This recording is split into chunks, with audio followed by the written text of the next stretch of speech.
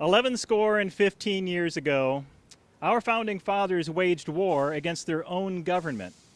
Yet it seems that today, many Americans think of Independence Day as about flags, fireworks, and a day off work. Let us humbly recognize that because of our founders' sacrifices, we the people have what we the people have chosen. Our votes and our daily actions leave us nobody else to blame for any of the injustice, corruption, and violence around us. Indeed, if the so-called Arab Spring teaches us anything, it's that all government, even the most oppressive, is by consent of the governed. In the USA, we can simply choose how we'd like to live, and we can do it in safe, button-pushing, air-conditioned comfort.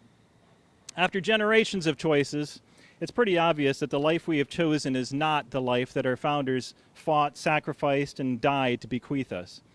Out of the 27 specific complaints listed in the Declaration of Independence, there is only one relatively minor mention of taxation. Obviously, there were no complaints about health care or Social Security. The colonists weren't mad about working conditions or daylight saving time.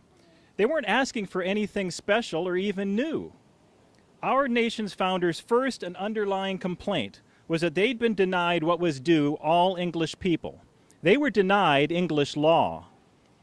The very first listed complaint against the king was that he has refused his assent to laws, the most wholesome and necessary for the public good. That's important, so let me repeat that. He has refused his assent to laws, the most wholesome and necessary for the public good.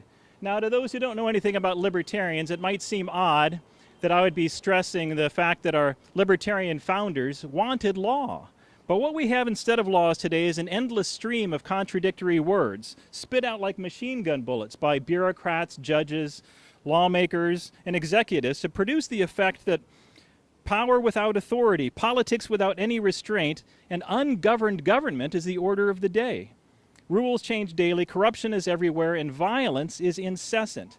I don't think anybody here has to be told that this lawless, politicized anarchy is just not working. It's a basic human need that we must know the rules by which we must live. It's the most basic justice that these laws should be applied in a way that's fair or at least predictable. So here is what we're asking for. We want rules that are few enough that everybody can know them, simple enough that everyone can understand them, and important enough that every one of them is to be obeyed by everybody, without exception, all the time.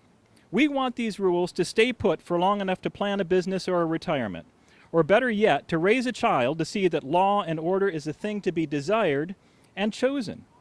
Okay, so we've all had our reasons to oppose such simple order and justice. Maybe our fear of foreigners, our political tribal loyalties and hatreds, the past sins of slavery or our greed and ignorance made us use the constitutions as tug-of-war ropes. We'd grab onto our favorite rights to try to yank away somebody else's.